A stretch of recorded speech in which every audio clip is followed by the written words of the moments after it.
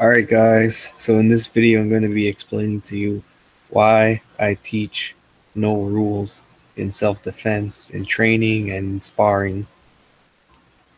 First reason is because it helps you focus on what's practical and what's most effective. The problem with rules is that you only train to deal with safe fighting, there's restrictions to ensure people's safety and whatnot, and in the ring, and that's not effective self-defense. Self-defense should have no restrictions. You can do whatever you want, as long as it's most effective, it's efficient and whatnot. It helps you survive. Um, so you can dirty fight. You can do a whole bunch of stuff. Hit the groin, use weapons, use multiple people. You can do a whole bunch of stuff. So, and usually when someone gets hit in the groin, they go down, unless they're on drugs or something. But even then, um, it's very difficult to resist foul tactics and weapons and stuff like that. You could end a violent confrontation in seconds, or maybe even less than that, depending on how fast you are. Um, Next reason, gives you a false sense of security. I can't tell you how many people, they think that they're prepared for self-defense, but they got this sport mindset, and it's pretty much um, setting them up for failure, pretty much. You know, no one plays fair on the streets. No one is going to agree to fight you unless you agree to fight them. They're just going to attack you, and if you're not ready, oh well, it's your loss.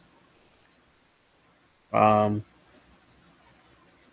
and you'd be surprised how many people, they might be good at fighting or whatnot, but once you hit them in the eye or you hit them in the balls, they go down quick. Break their arm, snap, now you got no arm left. Or break their leg, now they got no leg left. Now they can't walk. So you shoot them and they're dead. It doesn't matter how good they are at hand-to-hand combat or whatever. And you can whine, you can cry, and say, "Oh, that's not fair. Oh, well, you cheated and what?" So you still got shot. Oh, you suck at fighting. Yes, and I'm like, you suck at shooting.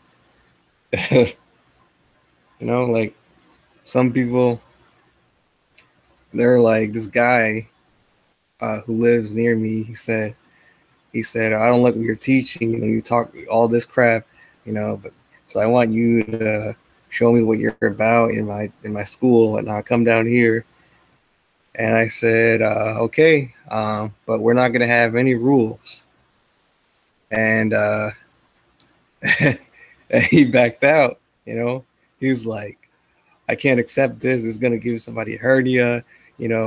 Uh, I'm like, you're gonna get somebody hurt. You're gonna get somebody killed. Blah blah blah. This and me and whatnot. And obviously he was scared.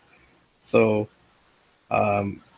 he said, learn how to fight for real. And in his mind, a real fight is basically that sport fights that he does.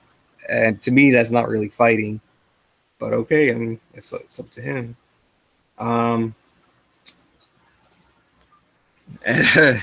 Same with other people. Like I challenge them to a no rules sparring match, and that's at first they're like, they seem to agree with it, and then they backed out.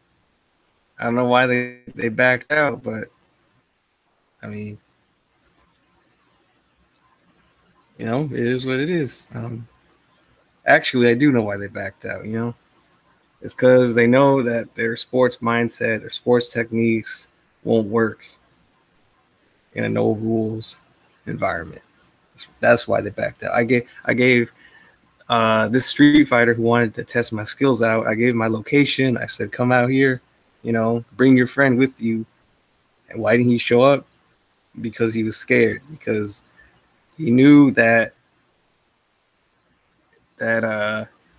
I was about that. I was about no rules, sparring. And it seemed like he had some rules in his head. I don't know what those were. I guess no hitting the groin, whatnot, blah blah blah. So I said we could spar. I don't know. He just didn't show up. So yeah, false sense of security, false sense of confidence. That's what the sports mindset gives you. Which leads me to my next point. You just can't adapt. When you got the gloves on, you got all these rules in place. You can't adapt.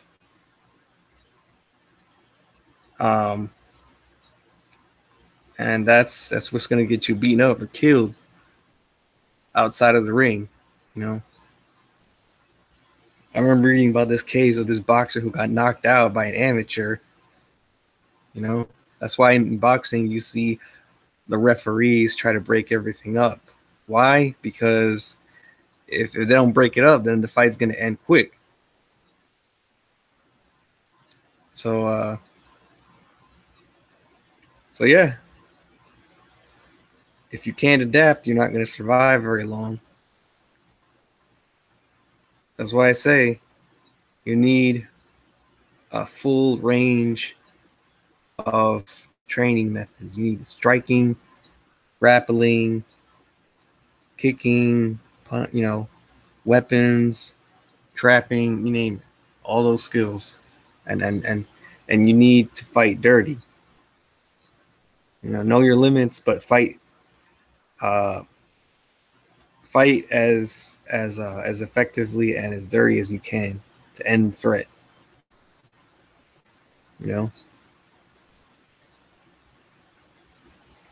So you need to be smart too.